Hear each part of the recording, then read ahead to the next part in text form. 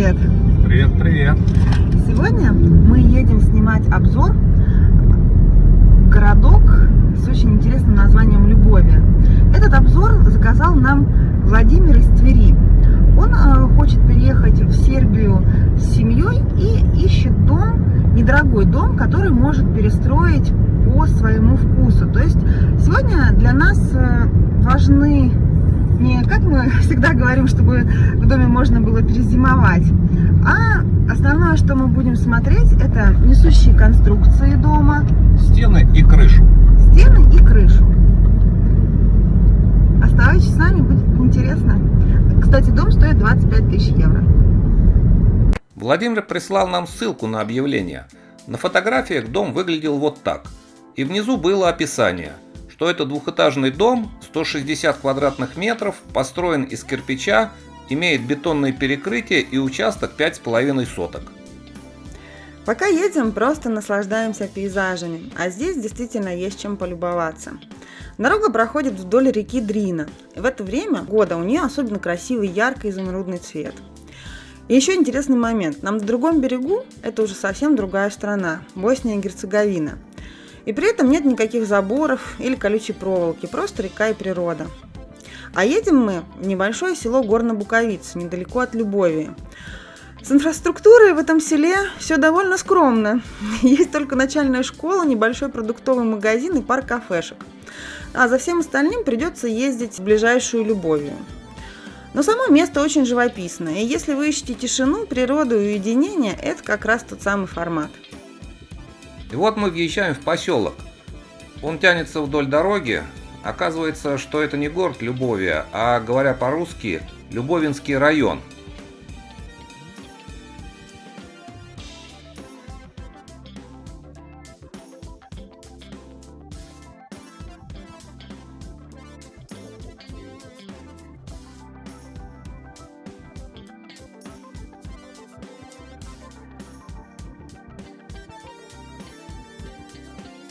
Индивидуальный подъезд с дороги. Он гравийный, но ввиду того, что давно никто не пользуется, зарос травой. Дом построен на бетонной плите по монолитной технологии. То есть несущие конструкции заливаются вертикально бетоном, а между ними стены выкладываются кирпичом. Толщина стен 25 сантиметров. Ну что, идем смотреть дом. Пристройка к дому стоит на ленточном фундаменте и никак не связана с домом. Даже визуально видно, что она отошла от стены дома, и это может быть проблемой.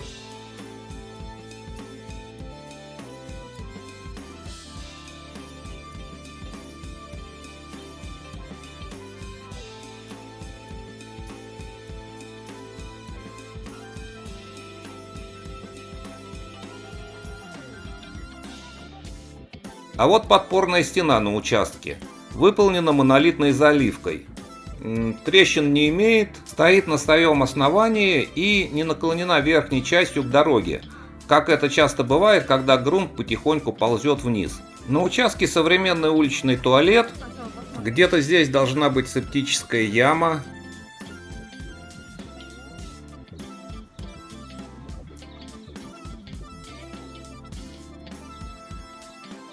А вот дальше большой сюрприз. На соседнем участке семейное кладбище. Ничего себе соседство.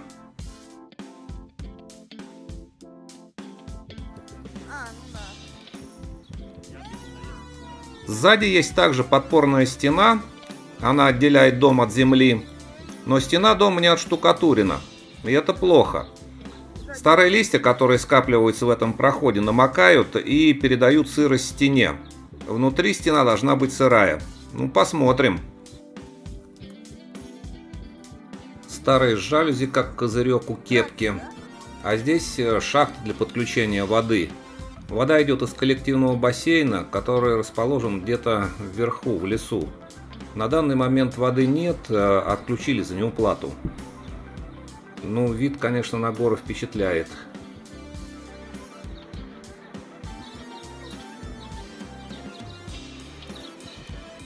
Электричество подается со столба на противоположной улице. 380 вольт.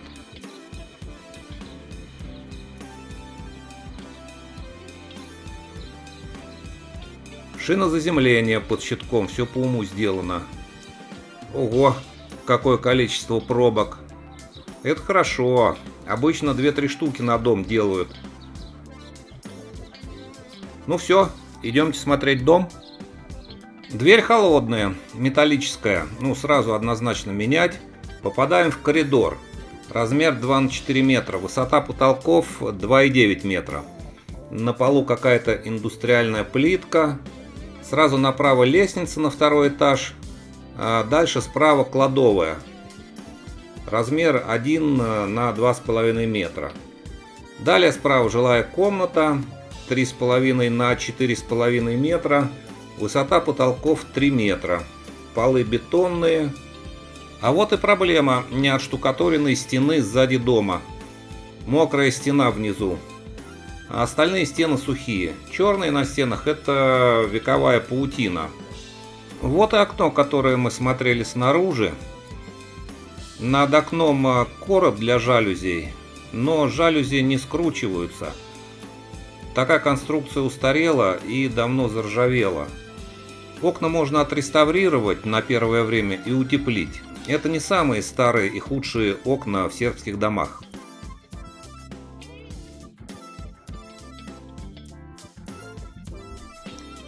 Слева из коридора одно большое помещение.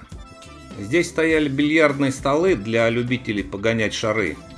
И тут же мы видим две большие проблемы. Прямо перед нами мокрая стена. Это результат того, что пристройка отошла от дома, и вода бежала снаружи на стену. Вторая проблема справа снизу. Это тоже мокрая стена, из-за того, что эта стена не отштукатурена снаружи. Вот какую проблему создала неотштукатуренная стена дома. Плесень сияет всеми цветами радуги. Размер комнаты 5 на 7 метра. Высота потолка 3 метра.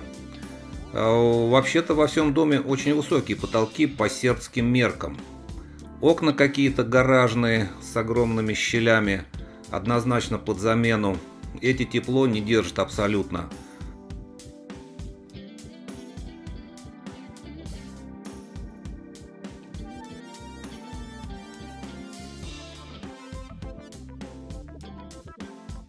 А вот и вход в пристройку. Назначение ее, конечно, непонятно. Может, кухня была. Прям страшно внутри. Такое ощущение, что плесень сейчас на меня набросится. Однозначно сломать.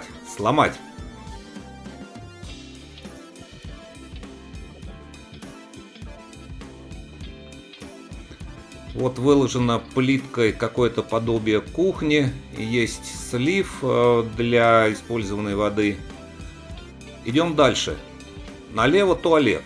Размер 2 на 3 метра. Высота потолка 2,9 метра.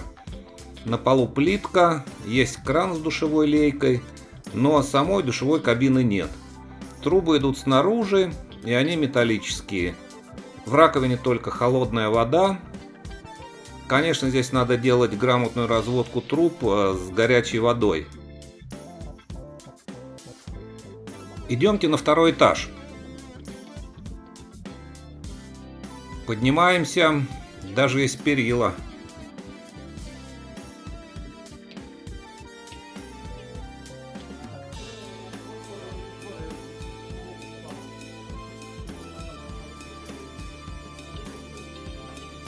Отдельным щитком идут предохранители на второй этаж. Сразу направо жилая комната. 3,5 на 4,5 метра. Высота потолка 2,8 метра. Такие же окна, как в комнате на первом этаже, только там белые, а здесь под дерево. Комната идентична той, которая на первом этаже.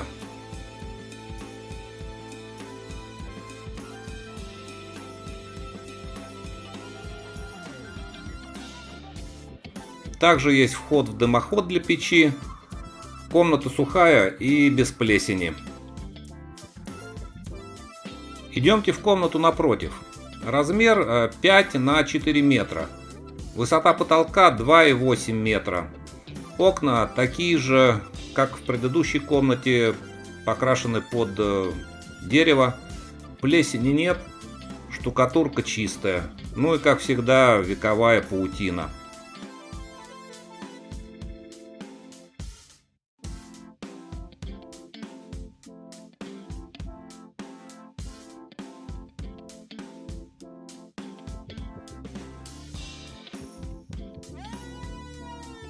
Туалет. Идентичный по размерам, как и на первом этаже. 2 на 3 метра. Высота потолка 2,9 метра.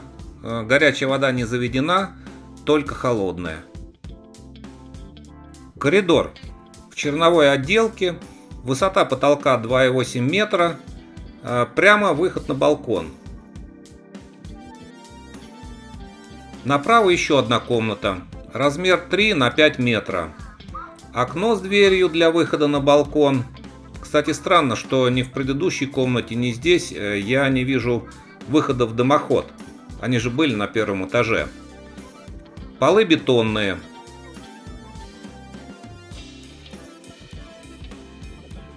Состояние деревянных конструкций на чердаке мы не посмотрели, так как нужна была лестница, а ее не оказалось. Но если Владимир примет положительное решение о покупке дома, мы приедем еще раз и проверим как чердак, так и воду, электричество и канализацию.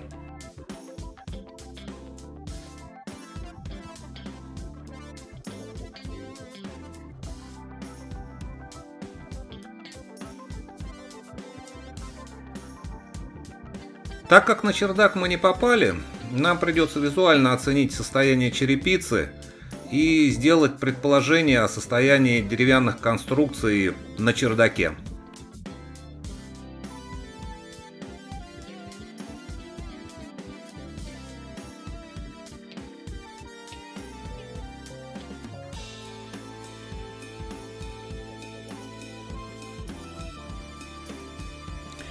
Подведем итог. Соответствует ли этот дом запросам Владимира? Итак, несущие конструкции у дома капитальные и еще в хорошем состоянии. Дом вполне подходит под реконструкцию. У него прекрасный вид на горы, и даже соседских могилок из окон совсем не видно, если, конечно, вас не смущает их наличие. Но инфраструктуры шаговой доступности нет совсем. Это большой минус. Можно ли жить в доме сейчас? Конечно, можно. Если убрать вековую пыль, подключить воду и отапливать, например, одну комнату, делая ремонт в остальном доме. А еще несомненным плюсом второго этажа является отсутствие потолочных скосов и хорошая планировка. А мы в этом обзоре не будем рассчитывать минимальные вложения и сколько нужно денег на утепление, замену окон и облагораживание участка. Сегодня у нас не было такой задачи. Владимиру нужен был ответ на вопрос о капитальности конструкции, и мы на него ответили. А если строить с нуля, то даже коробка такого дома без крыши и остекления обойдется гораздо дороже, с учетом стоимости материалов и работы в Сербии. Конечно же, есть нюансы. Первое. Вода идет из большой емкости, которая набирается самотеком из источника. Сколько человек подключено к емкости, какой ее объем, ведь от этого зависит разбор воды. И летом, когда идет интенсивный полив, вода в емкости может заканчиваться. Второе. На данный момент дом не легализован и не укнижен. Со слов владельца, все документы для процедуры готовы. Это достаточно частая практика, что перед продажей составляется предварительный договор между хозяином и покупателем, вносится определенная сумма предоплаты, и владелец начинает процедуру легализации и внесения в кадастр. Процедура обычно занимает от 1,5 до 2 месяцев. На данный момент в кадастре есть запись, что это просто земля. Никаких строений на ней не числится. Третье. На данный момент у участка 3 владельца. И это тоже частая практика в Сербии. Главное, чтобы все владельцы жили в Сербии и все хотели продать участок. Иногда бывает, что один из владельцев живет где-нибудь в Германии, за границей, и приезжает в Сербию раз в 3 года. В этом случае продажа дома почти безнадежна. Четвертое. Дом стоит на крутом склоне. Хотя участок 5,5 соток, но как таковой земли нет. Сзади за домом на уровне крыши 5-10 метров до границы с следующим участком. Что там посадишь? Пятое. Участок поддерживает подпорная стена. Она в хорошем состоянии, но за ней надо постоянно следить, чтобы не было трещин, сделать водоотвод. Шестое. Необходимо обязательно сделать гидроизоляцию задней стены дома, а потом наносить штукатурку. И утеплять весь дом, без этого будет холодно. И седьмое, конечно же, кладбище. Сербы спокойно к этому относятся, но у русских другое восприятие и отношение к смерти, и покойникам, и к кладбищам. Если мы что-то упустили в обзоре, пишите об этом в комментарии. А если обзор вам понравился, подписывайтесь, будут еще. Пока-пока! Пока-пока!